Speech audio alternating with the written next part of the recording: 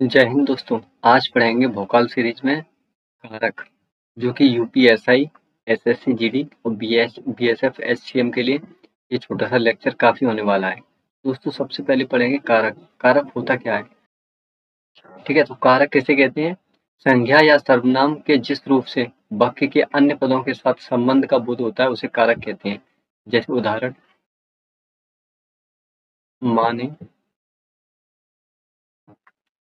माँ ने चाकू से माँ ने चाकू से सेब काट कर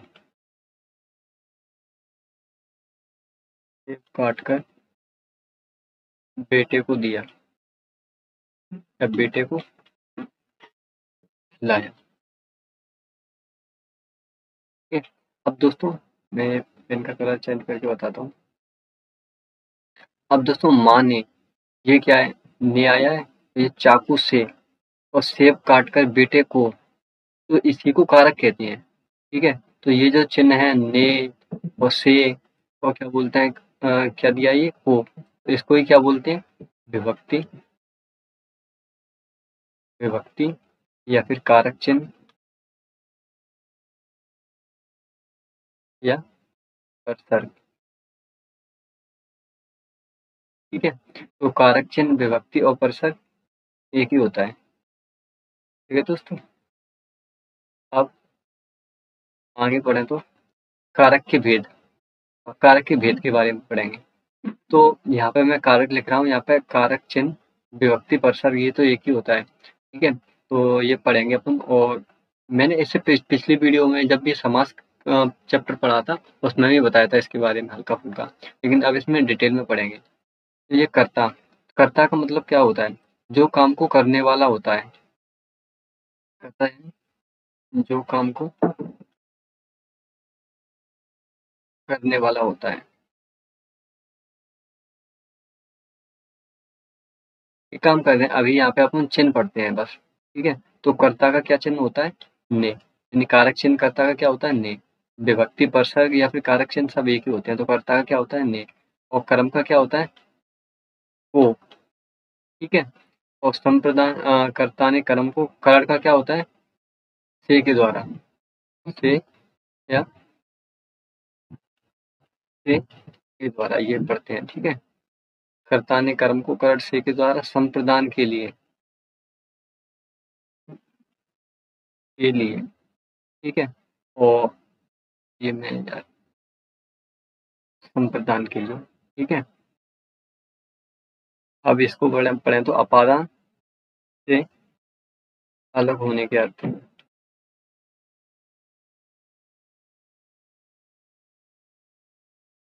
दोस्तों इसके आगे अब जब अपन उदाहरण करेंगे तो सब अच्छी तरह समझ आएगा, अभी बस पढ़ते चलो।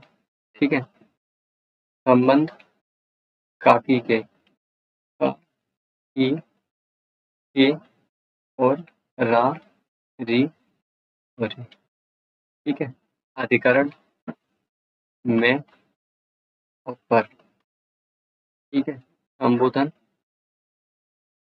हे,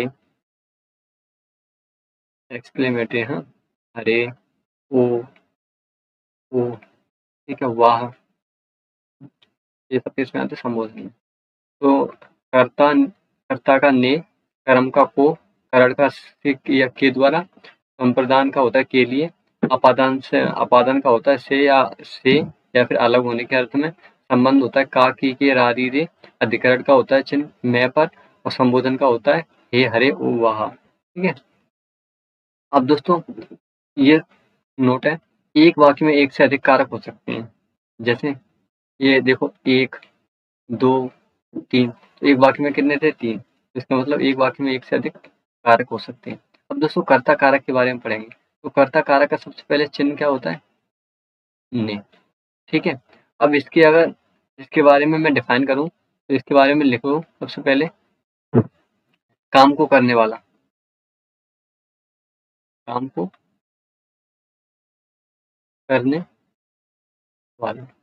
ठीक है, इसमें दूसरी चीज लिखो, प्रायः इसमें कर्ता के साथ, प्रायः इसमें कर्ता के साथ ने होता है।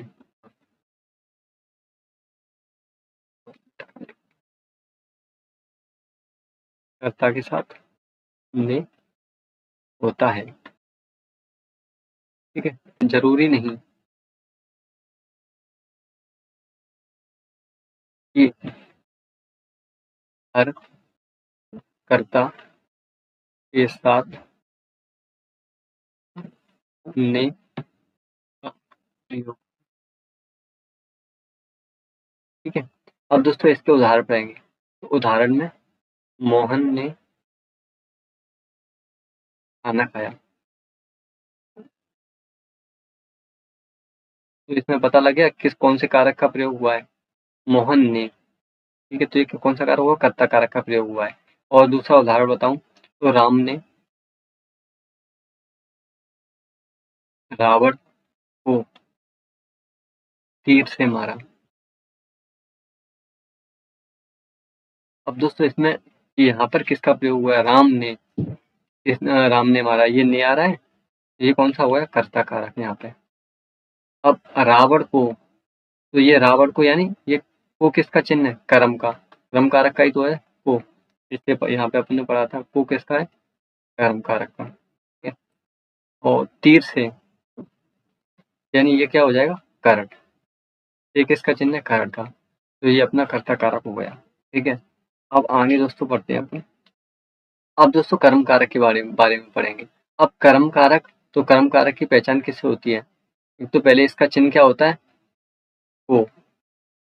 ठीक है, अब दोस्तों इसकी पहचान करेंगे,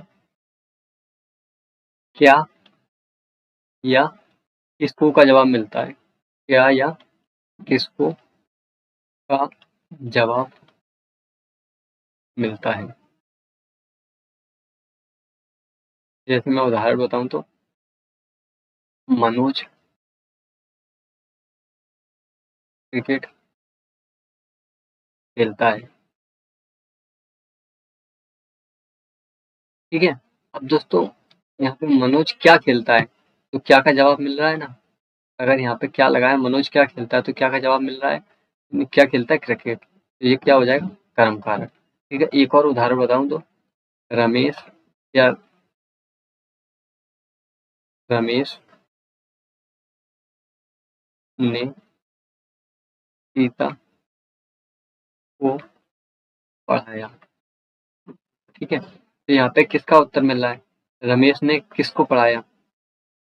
अगर इसका उत्तर मिल रहा है, किसको का उत्तर मिल रहा है ना, किसको पढ़ाया, सीता को, ये कौन सा हो जाएगा, कर्म कारक। ठीक है दोस्तों, अब दोस्तों इसमें कुछ अपवाद भी है, इसका मैं अपवाद बताऊं तो अपवाद, इसका अपवाद है जब भी वाक्य में एक और तीन और तीन और या तरफ, ठीक है, दोनों ओर आए, तो इसमें कर्म कारक होता है। जैसे उदाहरण बताऊं तो मैंने हमारे गांव के दोनों तरफ रेल की पटरी है। ठीक है, दोनों तरफ, ये क्या हो जाएगा, कर्म कारक।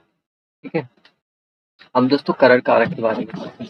अब दोस्तों करण कारक का सबसे पहले चिन्ह क्या होता है, तो करण कारक का चिन्ह होता है से के द्वारा। ठीक है, कर्म कारक में और करण कारक में और लिखें तो जिससे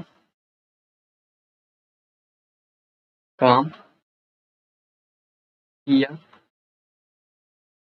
जा रहा है, वो क्या होता है, करण कारक। जैसे उदाहरण बताऊं तो राम ने रावण को तीर से मारा, तीर से मारा। ठीक है, अब इसमें तीर से, ये पहली बात तो ये चिन्ह आ रहा है से, इससे हुआ है करण कारक। ठीक है, तो इससे क्या हुआ है, तीर से मारा। अब दोस्तों इसके बाद मैं दूसरा उदाहरण बताऊं तो सीता पेन से लिखती है, सीता पेन से लिखती है। सीता किससे, ये इसमें भी सी आ रहा है, तो से क्या तात्पर्य है? ये करण कारक होगा। सीता किससे लिखती है? पेन से। और राम ने रावण को किससे मारा? तीर से। ठीक है।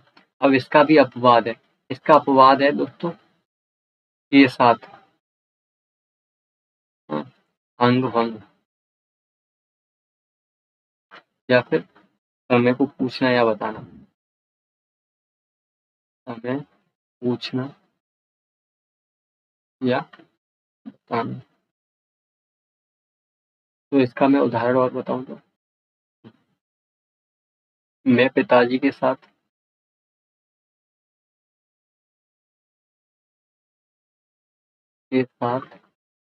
रोज खेलता हूँ।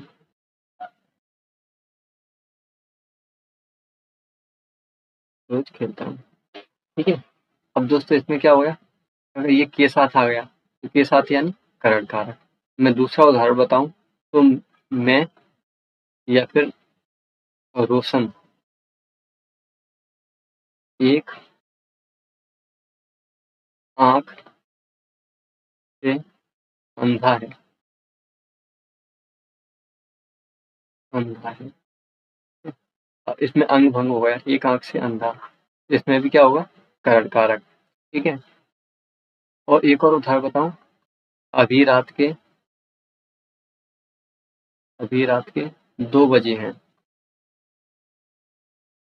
इसमें समय बताया जा रहा है। ठीक है, तो इसमें भी क्या हो जाएगा? करण कारक। ठीक है। अब दोस्तों संप्रदान के बारे में पढ़ते हैं। तो संप्रदान का चिन्ह क्या होता है? ये लिए। ठीक है। लेकिन दोस्तों इसमें अपनी याद रखेंगे कि अगर को बाकी में को हटाकर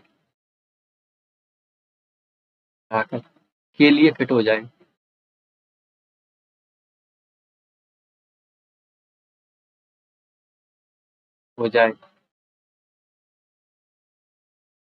तो क्या होगा?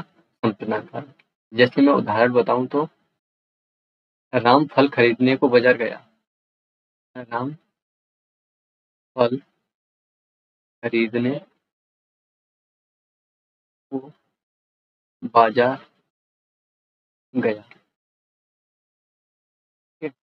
राम फल खरीदने के लिए बाजार गया, को हटाकर के लिए फिट हो रहा है यहाँ पे, तो ये क्या हो जाएगा?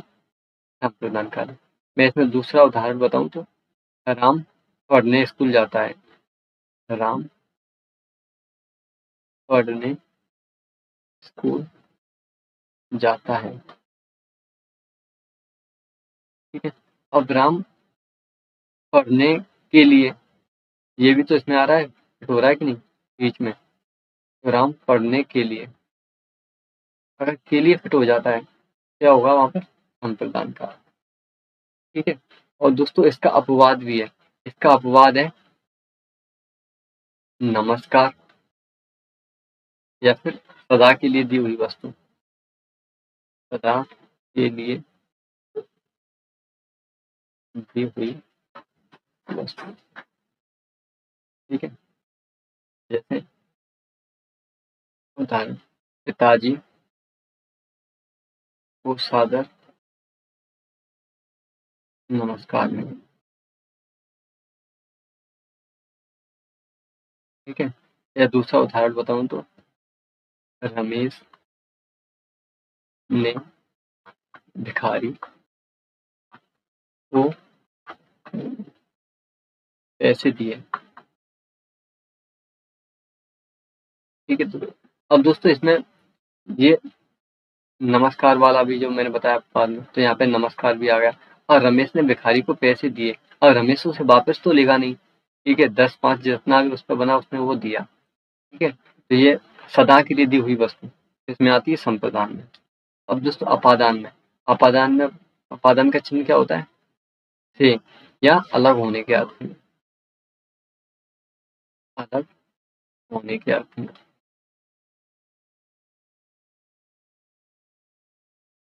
ठीक है। अब दोस्तों इसके उदाहरण देखें तो, गंगा हिमालय से निकलती है। हिमालय से निकलती है। ठीक है। अब दोस्तों अलगाव हो रहा है ना, हिमालय से अलग हो रही है गंगा जी, तो ये क्या हो गया अपादान। और इसका दूसरा उदाहरण बताऊं तो बिल्ली छत से कूद गई। अब दोस्तों पहले बिल्ली छत पर थी, लेकिन अब वो नीचे आ गई, तो इसमें भी क्या अलगाव हो रहा है, तो ये कौन हो जाएगा अपादान कारक। ठीक है दोस्तों। अब दोस्तों इसमें भी अपवाद है, इसका अपवाद है तुलना के अर्थ में। इसका अपवाद होता है तुलना के अर्थ में। जैसे सीता कक्षा में सबसे सुंदर है। ठीक है, तो इसमें क्या हो जाएगा अपादान कारक। दोस्तों आगे संबंध कारक के बारे में पढ़ें, तो संबंध कारक के में लिखेंगे अपन दो संज्ञा या दो सर्वनामों, दो संज्ञा या दो सर्वनामों या संज्ञा का सर्वनाम से, संज्ञा का सर्वनाम से संबंध दिखाता है, संबंध दिखाता है। और इसका चिन्ह क्या था, का, की, के, रा, री, रे, ये मैंने आपको पहले बताया था। ठीक है, अब इसका उदाहरण देखें। उदाहरण में यह रमेश की,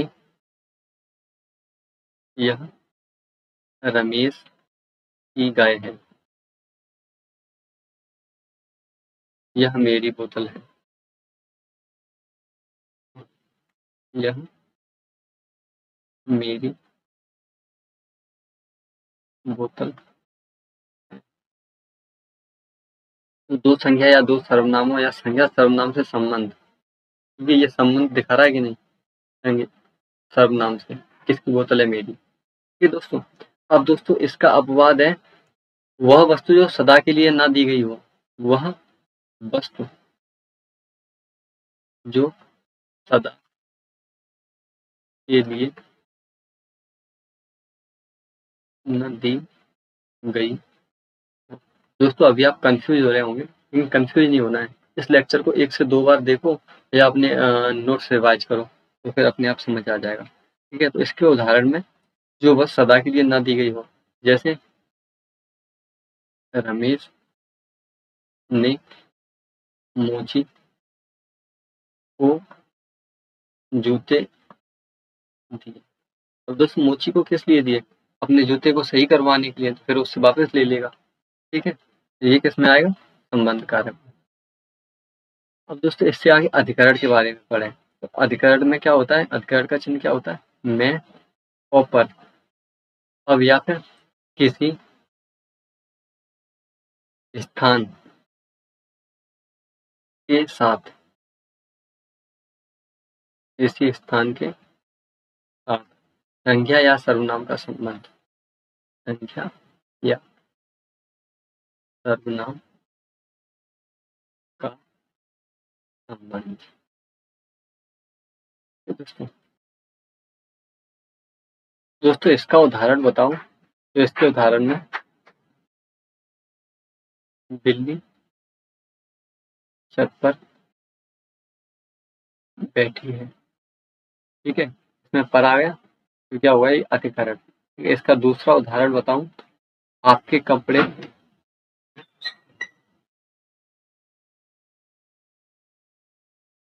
अलमारी में रखे हैं, रखे हैं। तो इसमें क्या आ गया अलमारी में, यानी अधिकरण। ठीक है दोस्तों। अब दोस्तों अपना अंतिम बचा है संबोधन। तो संबोधन का चिन्ह क्या होता है, मैंने बताया था ये एक्सक्लेमेटरी आता है ना, तो इसमें हाय, तो इसमें जैसे उदाहरण में हाय मेरी तो मती मारी गई।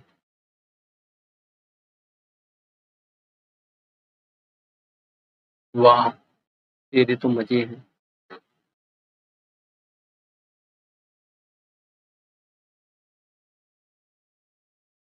तो दोस्तों, इस तरह अपन ने कारक चैप्टर को कंप्लीट किया। मैं आशा करता हूँ आपको ये समझ आया होगा। दोस्तों, मिलते हैं अगली वीडियो में। तब तक के लिए थैंक यू। राधे, राधे।